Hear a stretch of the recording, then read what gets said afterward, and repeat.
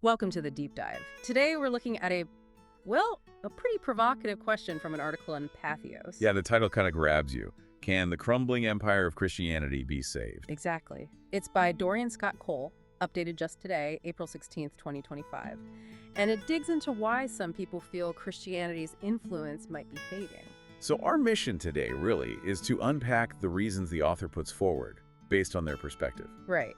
And they start off with some pretty stark numbers to frame the issue. They do. You've got this jump in people claiming no religious preference Okay. from just 2% back in 1948 up to 22% in 2023. That's a huge shift. Huge. And then they focus on the younger generation. Yeah, Gen Z. Only about 11% attend church weekly. And maybe even more telling, 38% say they never attend. So it paints a picture of, declining engagement, at least in traditional terms. Definitely sets the stage. And the author puts forward a central argument for why this might be happening. They say the core purpose of Christianity is clear as mud. Because it's been, and this is their term, hijacked by other interests. Hijacked. Okay, so let's get into these alleged hijackings. What's the first one they identify? The first one, according to the article, is this shift away from the core message of, love of God and neighbor. Okay. Shifting towards what?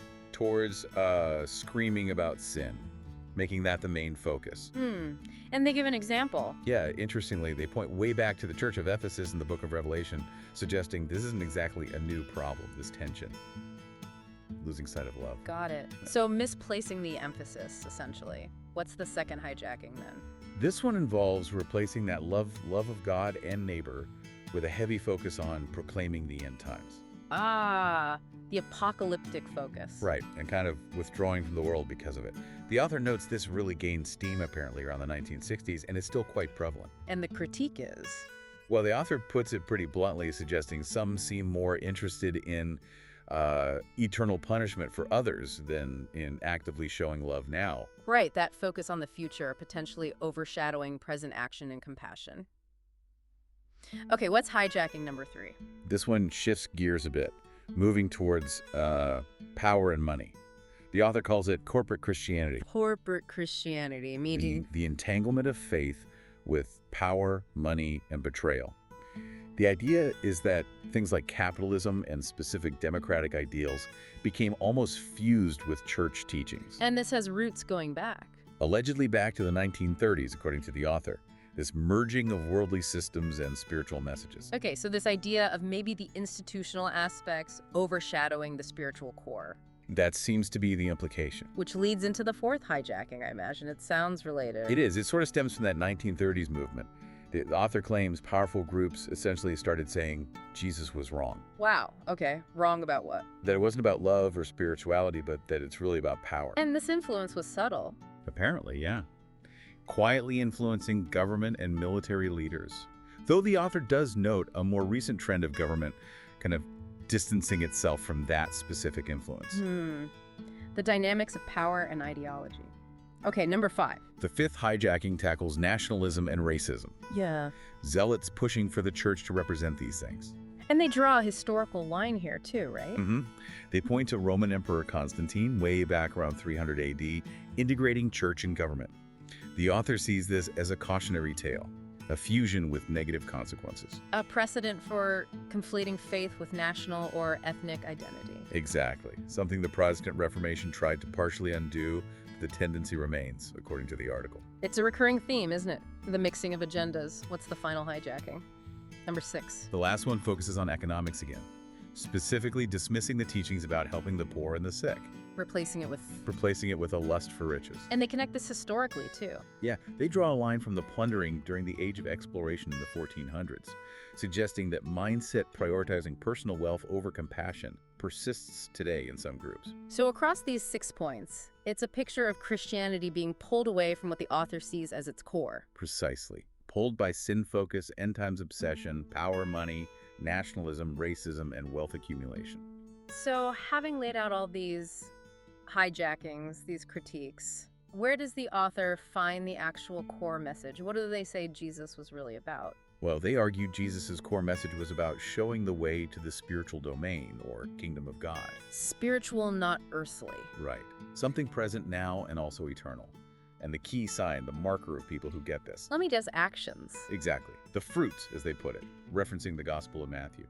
Actions done for others, love, service. So despite the pretty sharp critique of these hijackings, there's an underlying optimism. There is, actually. The author seems hopeful about the newer generations, millennials, Gen Z, even Generation Alpha. Why them specifically? The belief is that they resonate more with what the author calls Jesus's authentic truth. And they can see through the distortions. Yeah, they recognize the false and often harmful portrayals of Christianity that they might have encountered.